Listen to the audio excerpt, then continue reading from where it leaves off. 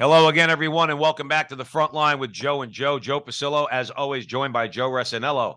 And once more, dear brothers and sisters, let us go into the breach on the Veritas Catholic Radio Network, 1350 on your AM dial, 103.9 on your FM dial, spreading the truth of the Catholic faith to the New York City metropolitan area. Download the app, the Veritas Catholic Radio Network mobile app. Share it with your friends. And certainly, if you like what Joe and I do, you can follow us two primary places on social media: The Frontline with Joe and Joe on YouTube, and at With Joe and Joe on Twitter. If you could follow us, like, subscribe, share, help us out in that way, that would be greatly appreciated. Now, today, Joe and I always talk, it's not just a line that we use about going into the breach, okay? Bishop Olmsted, he wrote a letter a couple of years ago to Catholic men to get up and go into the breach. Part of going into the breach is being honest about the differences and perhaps the lack of unity that I think we're experiencing in the Catholic Church. And Charlie Camosy, who's joining us, has written a new book that's available at Ave Maria Press. One Church is the title. One Church: How to Rekindle Trust, Negotiate Difference, and Reclaim Catholic Unity. We say in our creed that we are one holy Catholic Apostolic Church, one church, but there's a lot of voices in that church, and sometimes those voices could get heated. So we have Charlie here because we want to talk about that, because I think the one thing that's essential, particularly for Catholics in America, is we don't have a unified voice. And even where we differ, we should be able to differ in a civil way, in a respectful way. And it doesn't seems like some of that exists, but not a lot of it. So Charlie Camosy, welcome to the front line with Joe and Joe, brother. Joe and Joe, it's great to be with you, especially on a topic like this. Absolutely. Now, quick bio. Charlie Camosy is a professor of medical humanities at the Creighton University School of Medicine. In addition, he holds the Monsignor Curran Fellowship in Moral Theology at St. Joseph Seminary in New York. He is a columnist for Religious News Service, The Angelus, and The Pillar. He received his BA, MA, and PhD, all from the University of Notre Dame, and he and his family reside in the great state of New Jersey. Now, I'm no longer there, but I'll still call it the great state, leaving the state's politics aside, all right? I'm in Arizona. Everybody knows I moved out about a year ago, but my heart, I guess, is still in New Jersey. So, Charlie, thanks again for coming on the show. With that, I'm going to hand it over to Joe, and we're going to have a great conversation today. Charlie, we always begin with a prayer. In the name of the Father, Son, Holy Spirit, amen. Remember, O most gracious Virgin Mary, never was it known that anyone who sought your help or sought your intercession was left unaided. Inspired by this confidence, we fly unto you, a virgin of virgins, our mother. To you we come, for you we stand, sinful and sorrowful. O Mother, the Word incarnate, despise not our petitions, but in your clemency hear and answer us, amen. In the name of the Father, Son, Holy Spirit, amen. Charlie, I guess a good place to start is, how'd you get interested in this? And also, I did some research, obviously, before the interview. You're involved in what's called the Catholic Conversation Project. So I guess first, tell us how you got interested in this idea of bringing unity. I think it's a great idea. Joe and I talk about it. There's statements out there in social media land, Catholic social media land, uniting the clans. People all talking about this uniting the clans deal. So, I mean, we definitely try to do that in our way. On this show, we bring in all types of voices. And I think it's a great subject. So how did you get interested in it? And tell us about this Catholic Conversation Project. Well, I guess I'd start with just my contrarian nature. It may seem counterintuitive to say that you're working for unity is the contrarian thing, but I think that's true. I think especially when one takes into account the breach that is social media, that so many of us wade into, the hellscape in some way that social media can be, including in Catholics, Twitter and social media. It is a contrarian point of view to kind of say, let's think of ourselves as one church, as being united in our diversity, instead of constantly sniping, constantly defining ourselves by opposition to the other, to the bad guys. I guess another thing was my parents. I had a very liberal mother and a very conservative father. And they would argue and still argue like cats and dogs over all sorts of things, including Catholic things. But there was never any sense that argument about right and left was somehow going to divide them in a fundamental way. They always knew they were united by their marriage. They always knew they were united by their family. They knew they were united by their common baptism. And I guess throughout my whole life, I've inhabited various kind of liberal spaces or conservative spaces, never thinking of those as primary spaces, but always thinking of my Catholic faith, my Catholic family as being primary. And then I'll finish this point before talking about the conversation project. But when I went to do my doctoral work in moral theology at Notre Dame, I already had a sense of this because I was a high school theology teacher, but I studied it in even more depth. The church's tradition can't possibly be made to fit in these kind of right-left, fight to the death, secular battles that are taking place in our culture right now. It totally transcends them and can actually unify people in many ways. So I saw that as really an important part of who I was too. And then I helped with a few other Catholic theologians start something called the Catholic Conversation Project, which very simply was a group of Catholic theologians who were very divided on many things, but who came together in fellowship and ate and probably drank a little too much alongside too, and really had it out among the things we disagreed on, knowing we were united in our faith through it all. Are we not supposed to have it out, though, as Catholics? I mean, again, we're talking, you have to leave aside for a second. And Joe and I are on social media. Charlie Camosy joining us at the front line with Joe and Joe. We're on social media, okay? We refrain from the bomb-throwing type things. But that doesn't mean that we're Catholic. That means we're supposed to have honest, rigorous conversations, okay? Ask questions, all right? I think one of the problems that we're experiencing in the Catholic world anyway, is if you ask a question, you're a bad guy. And I'm talking about from either the left or the right. As soon as you ask a question, okay? In other words, that's a little unsettling, okay? What about this or what about that? Oh, you must be a trad millennial. You must be some zealous convert for Protestantism. You must be just a Vatican IIista, okay? And you and only believe in that the church never existed before 1965, okay? Christmas and like you get all these sorts of labels. Joe and I say on the show, Charlie, all the time.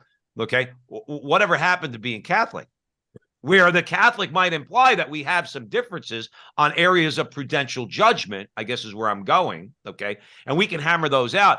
But it seems like as soon as you open your mouth, people jump right over it. How did we get this divided? I guess is my question. Well, it's interesting. You know, if you just think of yourself as a church in the this early part of the 21st century, you might come to the conclusion that we're really super divided, especially since the 60s. Maybe you would say that we've really had this, you know, this unfolding of division. But I like to take the long view of these things. And that's where I start my book, actually, is even going right back to the pillars of the church, Saints Peter and Paul, right? Peter comes to Antioch, right, and meets Paul, and Paul is pissed at Peter. He thinks Peter's been a hypocrite with regard to all sorts of things, including eating with Gentiles. And he says, I told Peter off to his face. I told Peter to his face he was wrong. Now, I mean, that's, and the early church, as you know, had these huge disagreements about how to interact with Gentiles, how much of the old law to follow, should it be any, should it be all of it, what should it be?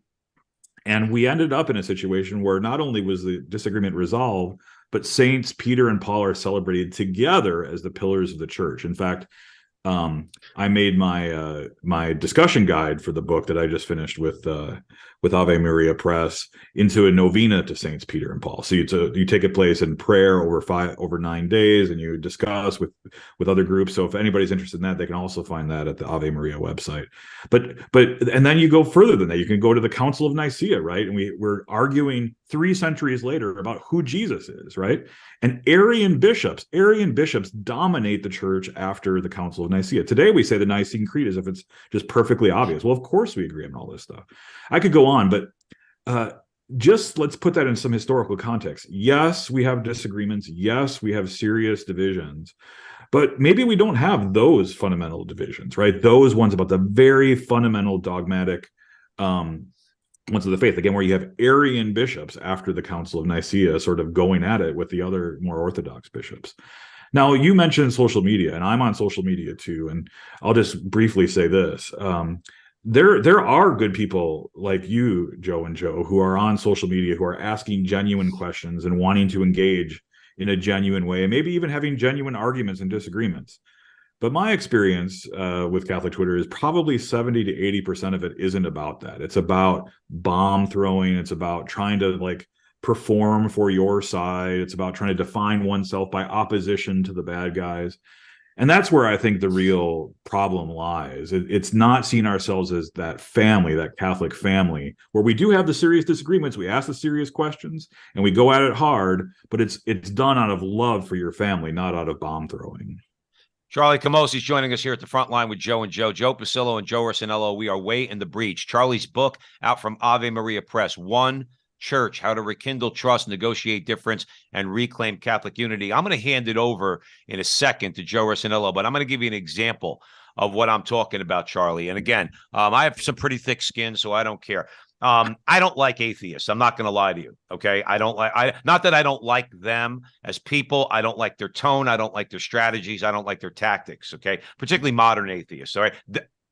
Speaking of bomb throwing, the bomb throwing atheists who, they drop something and then they run. Okay. So one of them is Neil deGrasse Tyson. Okay. And he's all over social media. And I think he's a very condescending guy. Okay. I agree. Especially the way he talks about religion.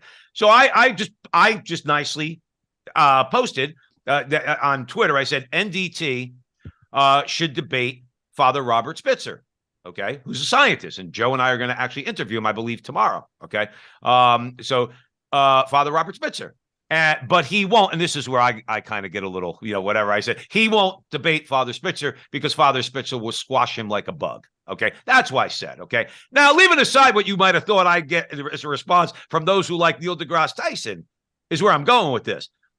The response I got to my response was, Father Spitzer is a theistic evolutionist and modernist, and he should not be listened to. I just wanted to throw that out there to you, Charlie. That's where we go. So I want somebody to defend the Catholic worldview against the atheist, like Neil deGrasse Tyson, and the Catholic comes in and says to me, we can't trust Father Spitzer because he's a modernist. I'm sorry, that does not get us anywhere. That gets us nowhere fast. Quick comment before I hand it over to Joe, Charlie. Well, what you really have outlined there and highlighted in a really important way is just how much these labels that we slap on people and on movements and on ideas can hide much more than they reveal, right? You slap a modernist label on somebody, you slap other kinds of labels, right? I mean, the opening title, and I do this throughout the book. I actually use those labels as a way of kind of entering into conversations. The opening chapter is on Vatican II boomers, right? Spirit of Vatican II boomers. And that's a moniker you hear and just in a dismissive way all the time. But if you can dive deeper, I also have trad millennials on there. I have Christmas and Easter Catholics, but the book is actually trying to go beyond those dividing labels and dive into the reality of a person. To be honest with you, I wonder if you sat down with Neil deGrasse Tyson and it wasn't a performative situation on social media, what that kind of relationship would look like. There's so much performative nonsense on social media, including, I agree, from Neil deGrasse Tyson, who is so condescending. But also from those folks who responded to you, right? Do you think those folks are actually interested in a discussion about evolution? Charlie, let me. I'm going to just say this to you, okay? Because we're on the topic, okay? Joe and I have caught heat in the past. Joe and I, if you want to slap a label, okay, we wish we could just be called Catholic, but unfortunately, that's why we're having this conversation with you. People might ask, well, what does that mean? Joe and I consider ourselves to be conservative-minded people. Okay, which means obviously we cherish the tradition of the church going back 2,000 years. We're conservative in our view of church teaching on faith and morals. We don't think that there's a need for any innovation or things like that. Okay, we have had on guests. I'll give you a perfect example. Christopher West talking about theology of the body. Okay, this was a couple of years ago. Joe and I got attacked. They were calling us heretics. I said to people, where is the heresy in what Joe and I were talking about? Or what Christopher, there wasn't any heresy, but Christopher West is a heretic. I mean, so you can't even have a conversation. If you don't like us because we're interviewing anybody from Charlie Camosy to Father Robert Spitzer to E. Michael Jones, I don't care. If that's how you're going to judge us, then guess what? Then don't watch us. All right? Because we're going to interview everybody and we're going to have frank conversations with all these people. All right? And get to know their ideas. Sorry about the rant, Charlie. No. Let me say this. Let me say this very briefly. If Christ is not the center of all that we're doing, to call ourselves Catholic is just ridiculous. And Christ, if Christ is at the center of all we're doing, we're imitating Christ. And Christ himself spent oodles of time. In fact, you could probably argue he spent most of his time with people that he was constantly getting in trouble. What are you doing hanging out with those people, right? Those are not the people you should be hanging out with. You shouldn't have those conversations. You shouldn't even dine with those people, right? Because they're evil and bad and awful. And we know who you are because you're dining with those people. So let me just finish with that. Yeah. Thank you for that, Charlie Camosy. Joe Resinello. Charlie, you're a good guy. I could tell. One, because you're from New Jersey, number one. Number two, Hey, you immediately, paisan. immediately when you came on, you were like, call me Charlie. You're a good guy. And I agree with so much of what you said. A lot of social media is about pride. I want to be right. I'm going to prove you wrong. And if our hearts aren't with Christ, to be honest with you, we're not bearing any fruit by that. So much of it, I tune out. So much of it. Another thing you said, and it's very real, there are groups within the church. Clearly, there are Vatican baby boomers. You mentioned a number of them in the book. Trad millennials, zealous converts, Christmas and Easter Catholics. We can go on and on and on and on and on. This is the angle I want to go with this, and I'm interested in your thoughts. There is one church.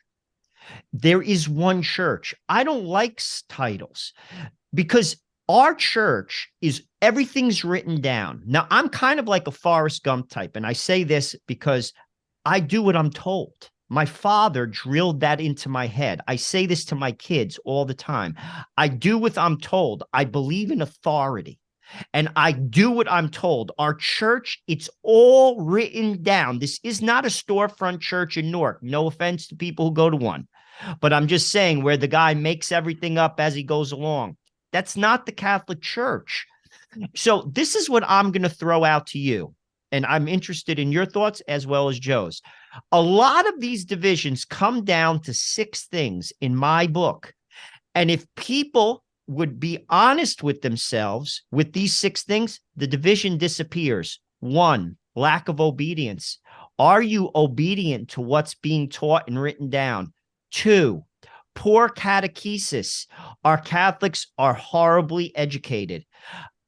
Horrible. You know this better than I. You were a Catholic school teacher. I went to Catholic school and Catholic graduate school and Catholic college. We're poorly catechized.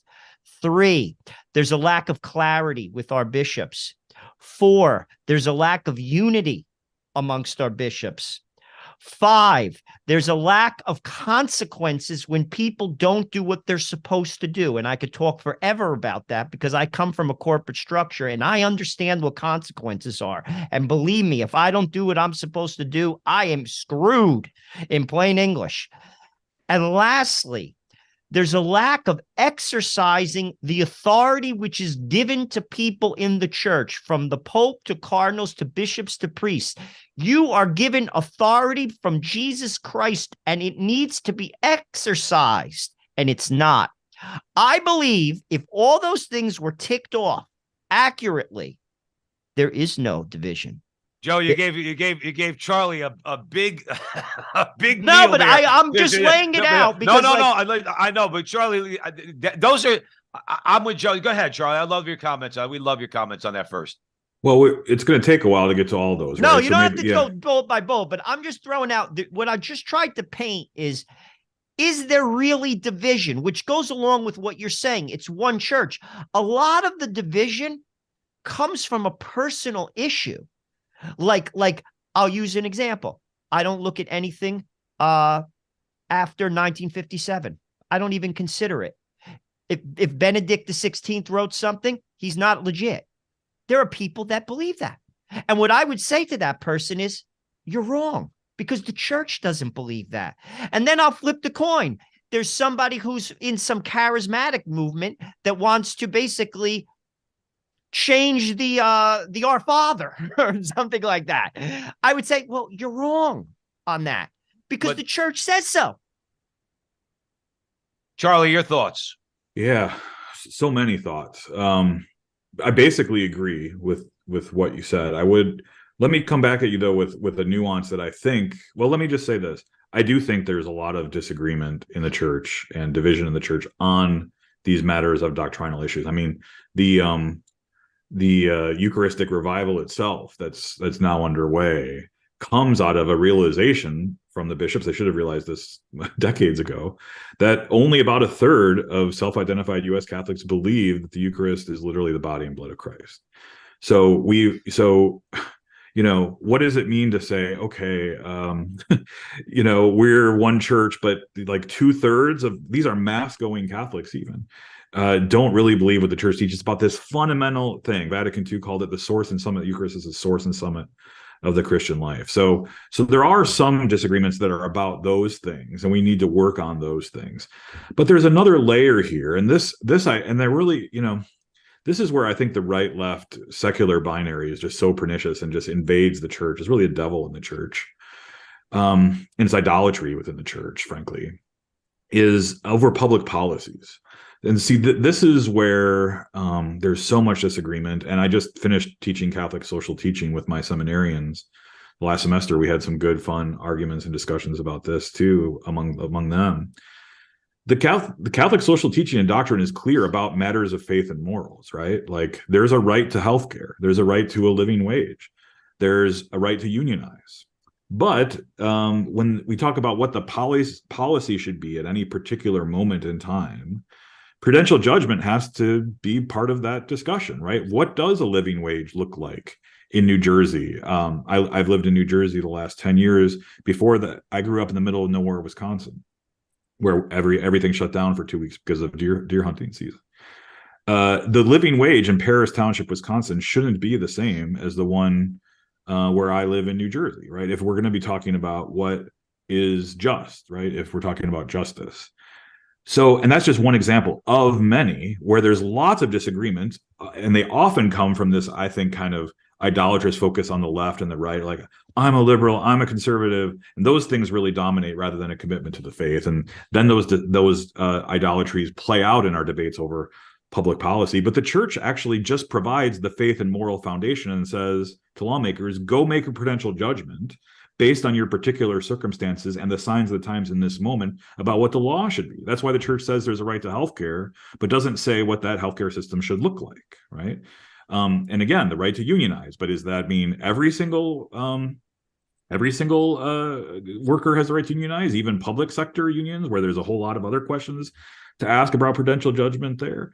So I think actually a lot of the disagreement is not about matters of faith and morals about the doctrine, but about those kind of policy type debates, which do involve prudential judgment, right? And do divide the church maybe even more than debates about the Eucharist or about, who can get ordained or not get ordained. My sense of things, I'd be interested to know what you think, is that the policy debates about what the law should be in the United States or in New Jersey or Connecticut or Wisconsin or Texas, those are really the things that are dividing the church more than the other kinds of stuff. Let me go ahead, Joe. No, because I agree with what you said. And by the way, that's why the church is not political. The church believes in healthcare. So do I, 100%.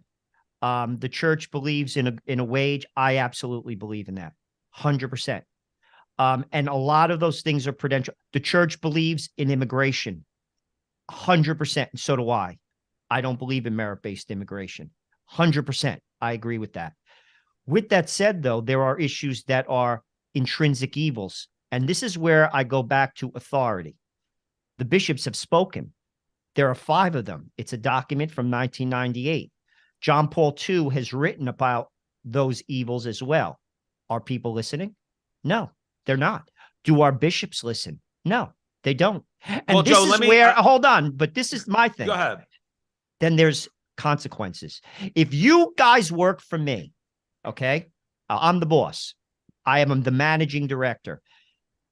I don't want yes men. I want people who are going to have differing opinions. I want to talk. I want to hear your opinions. That's the stage of management, the discussion stage. But then it funnels to me because I'm the boss. I make the decision after I listen to you, And because I'm the boss, you have to listen because I've been given authority. That's not going on in our church. Now, on certain things, the church has spoken very clearly. No one's listening. No consequences, no unified voice. And frankly, my co-op that I own is run better in some circumstances than I see with regard to addressing things. That's a problem. I want to jump in after the break. Charlie Camosy joining us here at the front line with Joe and Joe, because we're going to the break in a couple minutes. I love your comments on what Joe just laid out, because then I want to offer something based on what you just said when we come back from the break, if that's okay. Sounds good. So no, go ahead, Charlie. I wanted to comment on your comment on what Joe just stated about clear statements. Yeah. Clear statements from the bishop on. Go ahead. So when it's a matter of faith and morals, right, the bishops need to be absolutely 1,000,000% clear. I totally agree with that. When we get into questions about prudential judgment and public policy, and this is where I think some people object to the bishops not speaking up, I'm actually in favor of their kind of keeping their powder dry. Because if they say one thing in one moment, a particular moment in time, and then 20 years later, the moment has shifted, right? And the prudential judgment changes, then the bishops kind of look like they don't know what they're talking about, and they're changing their views on these things. And so I think we agree, right? There's all sorts of prudential judgments, even right now. What kind of laws should Catholics be pursuing about abortion? We agree it's intrinsically evil. We agree that babies should be protected with the law, just like any other human being. But we disagree about, like, say, should we work for a total ban? Should it be 15 weeks? Should it be heartbeat? Should there be exceptions? There's all sorts of prudential judgments to be made based on the current moment we're in now. If a bishop were to say, it's got to be this kind of law or nothing, you could end up with a worse situation, right? You could say, well, Catholics can't support anything but a total ban, so a 15-week ban would never pass, a heartbeat bill would never pass, and these babies who would otherwise be saved end up dying because that law can't be supported. Same thing with immigration, same thing with healthcare, same thing with lots of things we disagree about from a prudential judgment. So I'm all for the bishops and authority figures being absolutely clear about the dogma, the underlying truths. Once we move into the realm of prudential judgment and public policy, though, I do think it's good to kind of let that play out a little bit. Thank you for that, Charlie Camosy. Joining us here at the front line with Joe and Joe. We're discussing his new book, One Church, How to Rekindle Trust, Negotiate Difference, and Reclaim Catholic Unity. That's available at Ave Maria Press. Also, Charlie, as we talk about social media, where can our audience members learn more about you and follow you, let's say, on social media? Yeah, probably the best place is Twitter, at @CCamosy. So at my first initial and last name, CCAMOSY. All right. And when we come back from the break here at the Veritas Catholic Radio Network, Charlie, I'm going to ask you about people who want to pick and choose. Okay. And it's based on what you said prior to this most recent comment where you were responding to Joe. So let's just take the break, and when we come back, we'll jump right back in.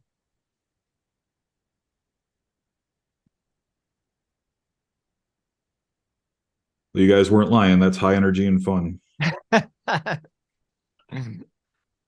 Welcome back, everyone, to the front line with Joe and Joe. Joe Pasillo, Joe Resinello. We're way in the breach with Charlie Camosy. We're discussing his new book, One Church, How to Rekindle Trust, Negotiate Difference, and Reclaim Catholic Unity. Here's one of the things. Joe and I try, Charlie, to remain level-headed. I guess it was Kipling that said, right, if you could keep your head about you and all around you are losing theirs and blaming it on you.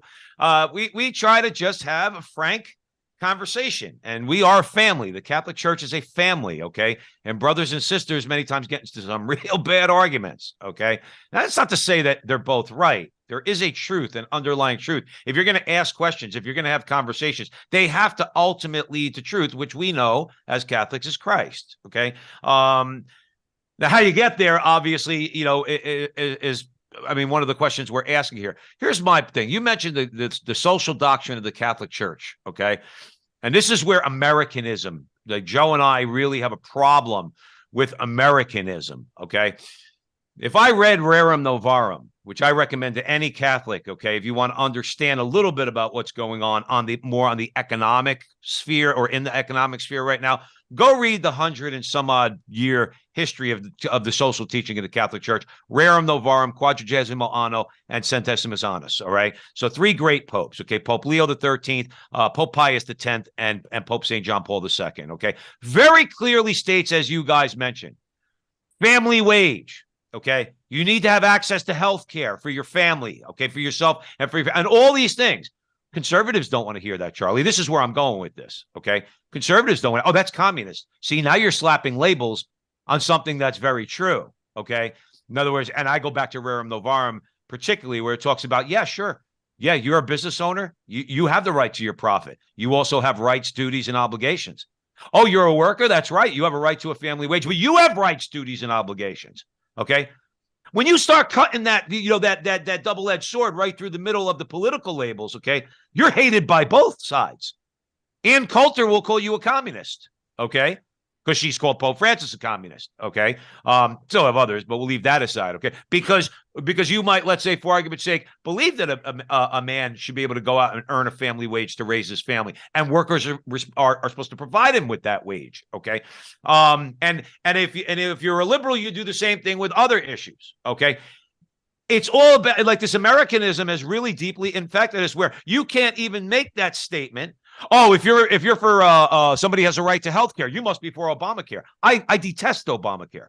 Absolutely opposed to Obamacare. That doesn't mean I don't believe that people have the right to health care. Okay. I just don't like the form that he was proposing. So I fight against it. Again, we're talking about prudential judgment here. Charlie, you know where I'm going with this. I'd love your comments. Well, if you listen carefully to what you're describing, I think it's very clearly you and others in your sphere offering genuinely Catholic teaching and rubbing up against those who have an idolatrous commitment, let's call it what it is, an idol, right, to a different orthodoxy, right? So it rubs up against a different orthodoxy, and it's some cases it's a conservative orthodoxy, a right-leaning orthodoxy. In other cases, it's a liberal or left-leaning orthodoxy, but it's a kind of orthodoxy, and you shall not infringe on it. And that's where I'm talking about the kind of idolatry, and let's call it also what it is. It's polytheism, right? So these people, I think, sometimes genuinely believe they're Catholics in a very real way. I want to take them seriously, but they also have these other gods who are also sort of like circling or orbiting around them in some way. And sometimes they're like super Catholic on this issue, but other times there's this other orthodoxy, conservative liberal orthodoxy, which is going to come in and call you a communist or call you a misogynist or something else that intrudes on something else that they really hold as their, to use a fancy phrase, their source of ultimate concern. We're monotheists, right? We have Christ, we have the Holy Trinity. That's it. That's all we got. That's all we have. We have no other source of ultimate concern.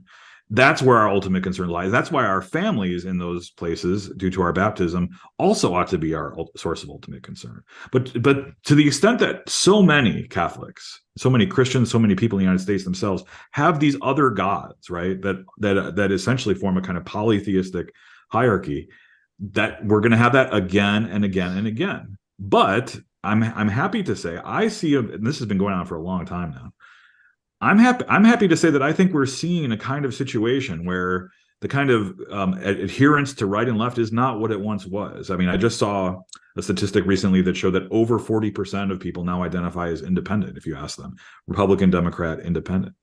And even those who identify as Republicans or Democrats, they're often very critical of their own party. They're more anti the other party than they are actually part of their own party.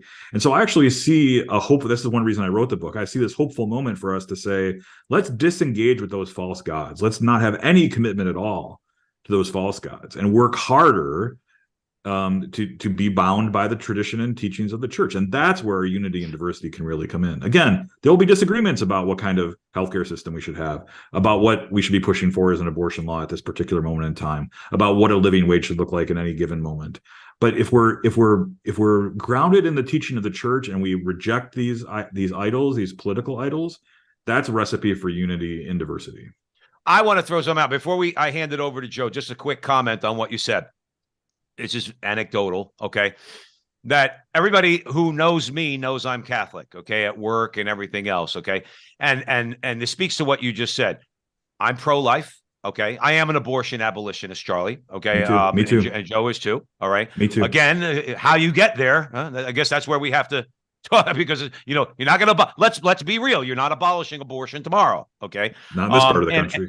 Right. And other things, obviously, marriage, all of it. Okay. But when I open, now everybody knows that about me. When I open my mouth and I talk about, let's say, for argument's sake, talk about that I've been a union guy my whole life. Okay. I was a Teamster. My father was a Teamster for 35 years. My mother was in a union when she worked for Essex County in Jersey. And if I say, yeah, I'm pro-union, I don't like their abuses, but I'm certainly a pro-union, collective bargain, all that stuff. Okay. People look at you like you got three heads. What are you talking about? Aren't you conservative? Yes, I am conservative.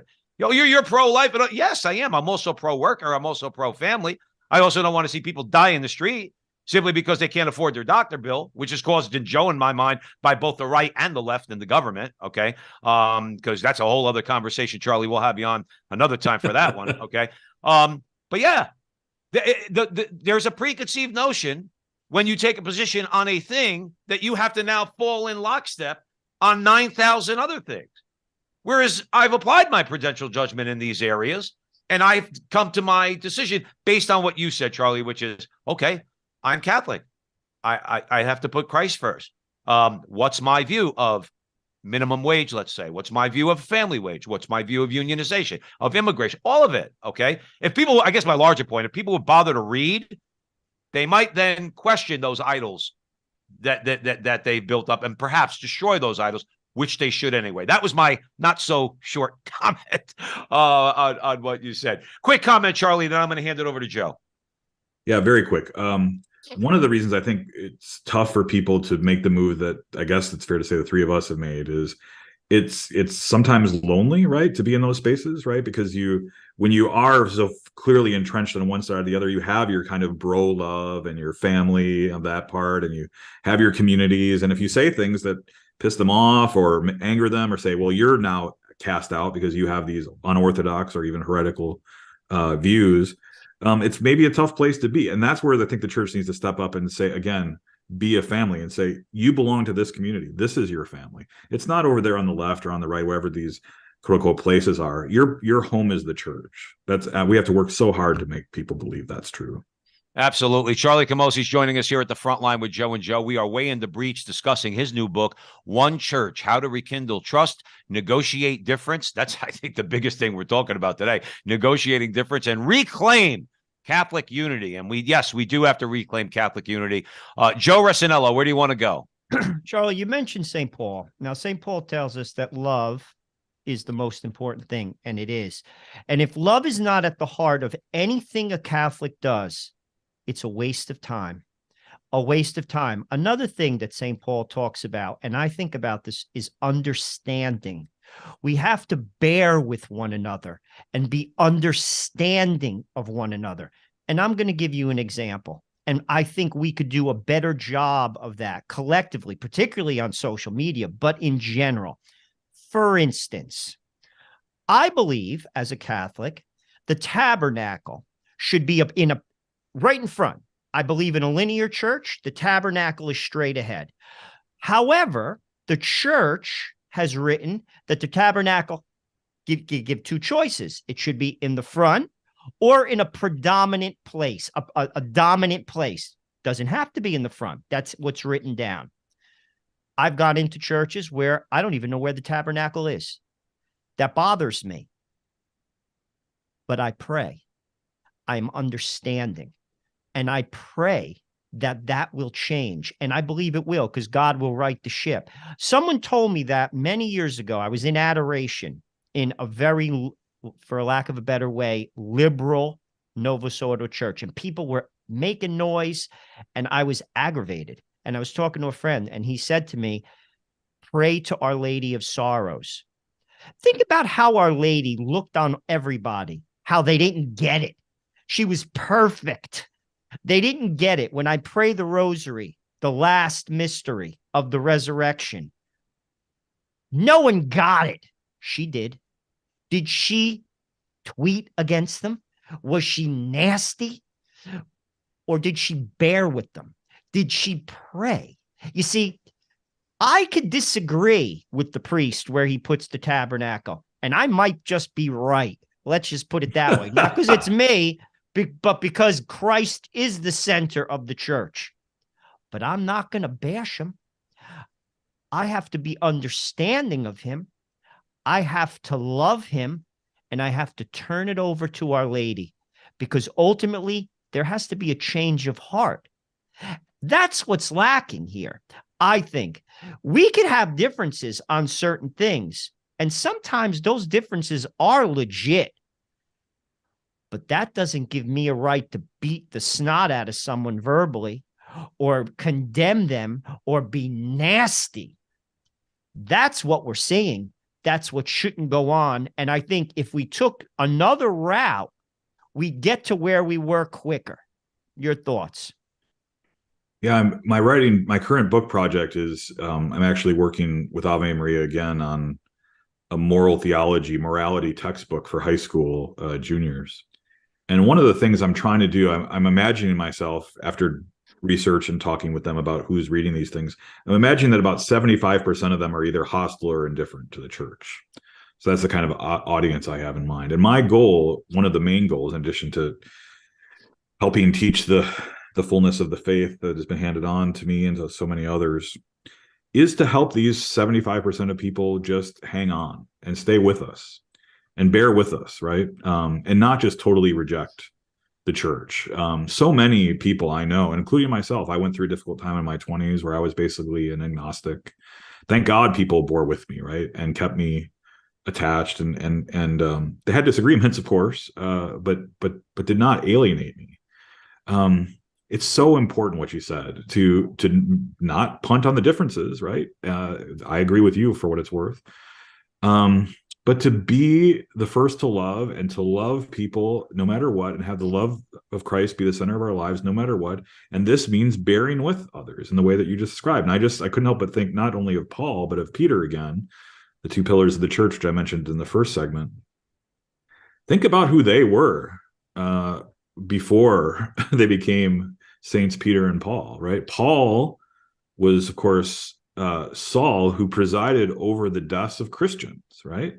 I think it's fair to say he was responsible, if not directly, indirectly, for the deaths of Christians. Then he became Saint Paul.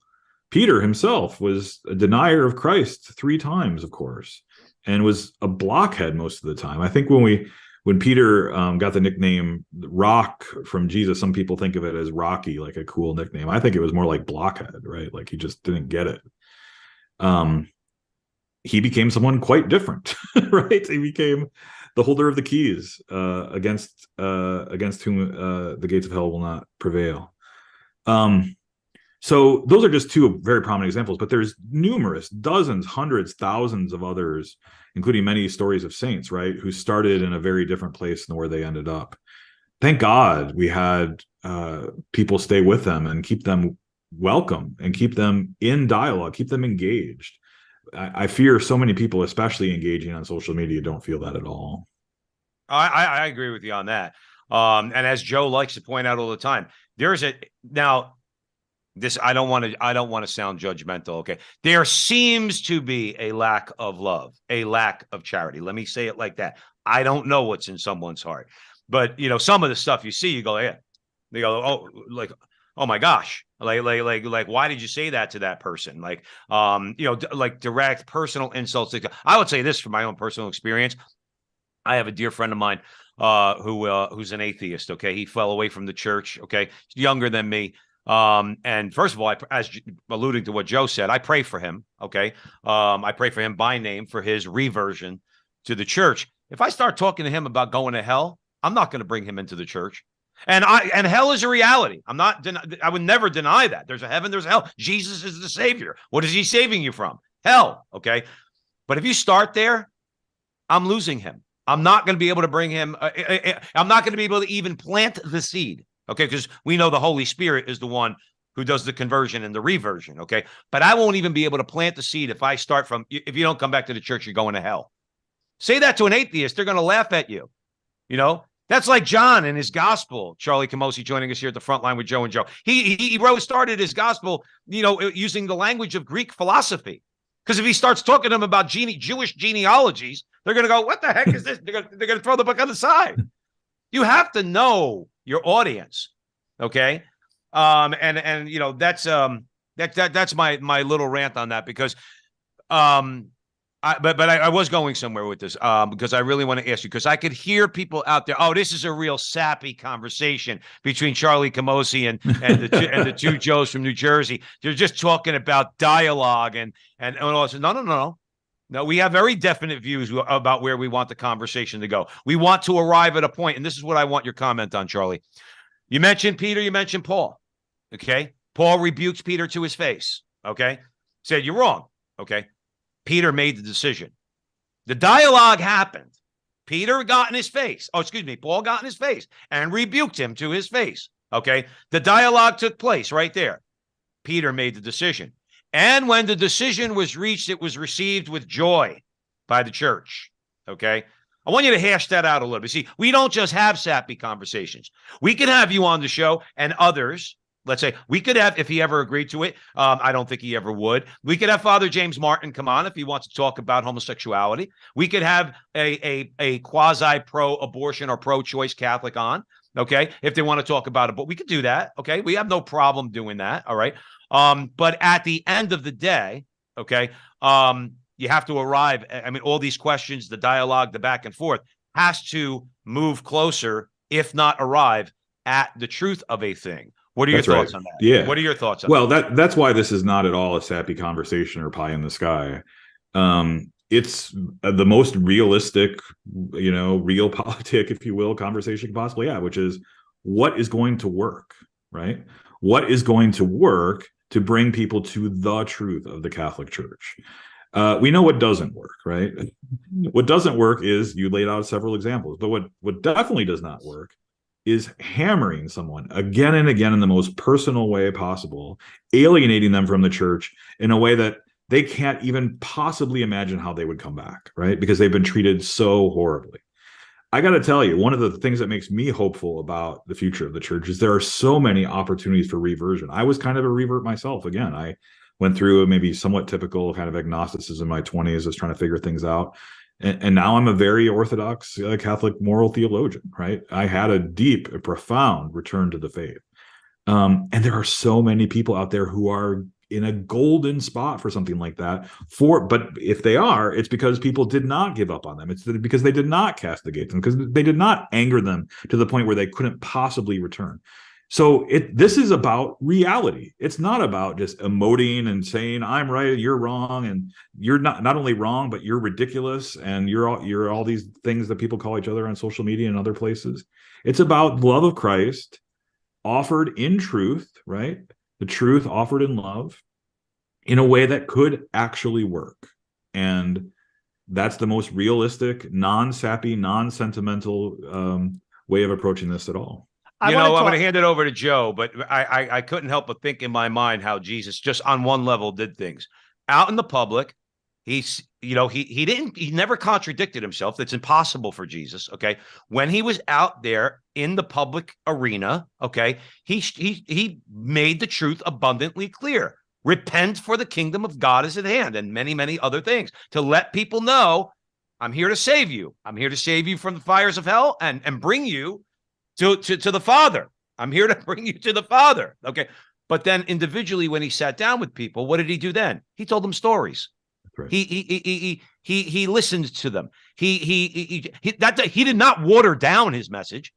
He just took a different tactic. He ate and drank with them. He sat at table with them. Yeah. Yeah.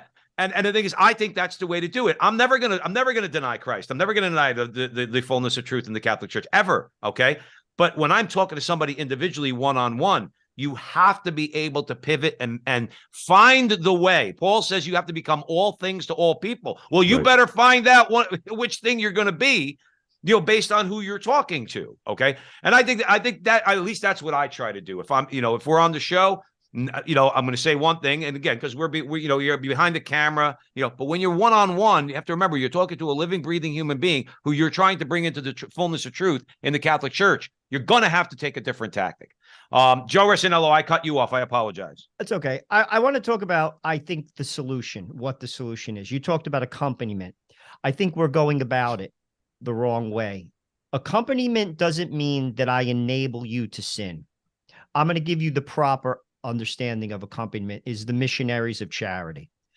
They have a very high standard. They believe everything the church teaches. They minister to the poorest of the poor, both physically and spiritually. People who went to prison, people who have been transvestites, people who have committed horrendous crimes, and they get baptized. Why? They hold the standard. I've been to mass with them. They don't let those men receive the Eucharist if they're in a state of not in a state of grace, but they're in mass. They take them to adoration. They love them. They feed them. They clothe them. They talk to them. They give them attention. That's accompaniment.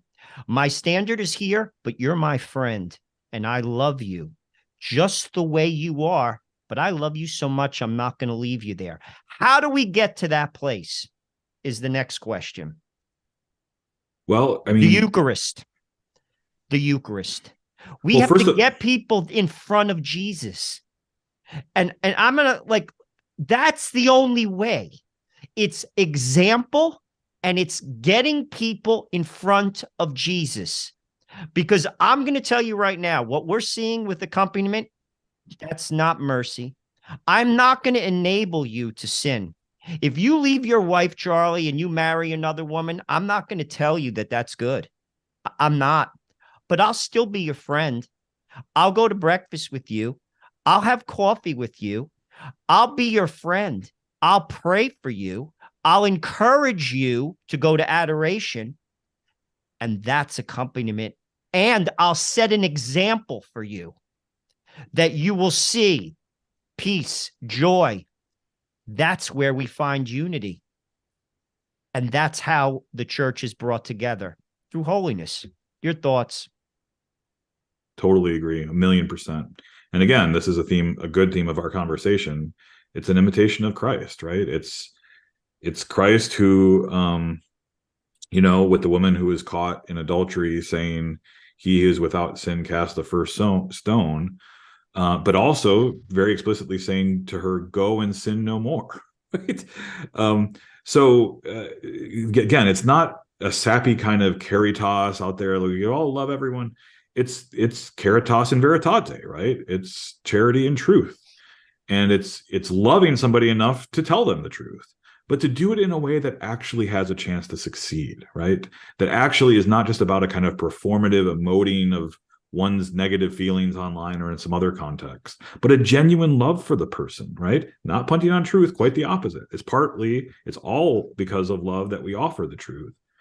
But what you just described is genuine accompaniment, and I understand what you're saying. There are many examples out there of accompaniment that doesn't do that. But I'm very hopeful. I think there's more and more people who are able to say things like, "I am going to accompany you, I am going to love you, and I'm also going to find a way to tell you the truth and to show you the truth."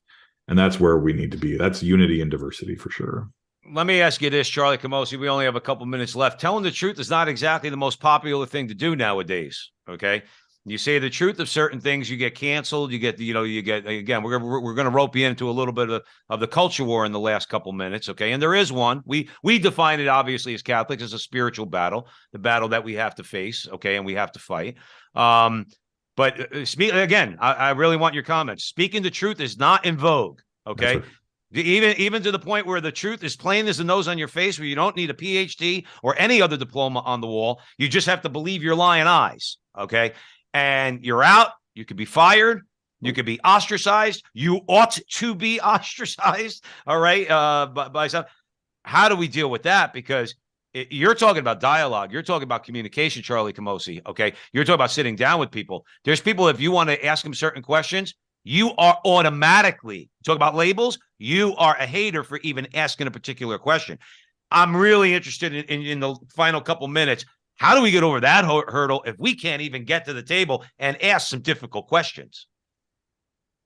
Well, I don't know if you have these issues in mind, but if they're related to abortion and sex and gender, I very much agree with that context and that situation. And I think, Charlie, real quick, I think it pertains to other things, but I think primarily that's what we're talking about. We're talking about the gender ideology and abortion. Yeah. So as a moral theologian who's tried to speak the truth on these things in love, I know exactly what you're talking about. There are certain folks, certain groups, those groups with power who will simply use power to shut you down. And we ought to not forget the cross, right? Christians have to pick up their cross and follow Jesus at the end of the day.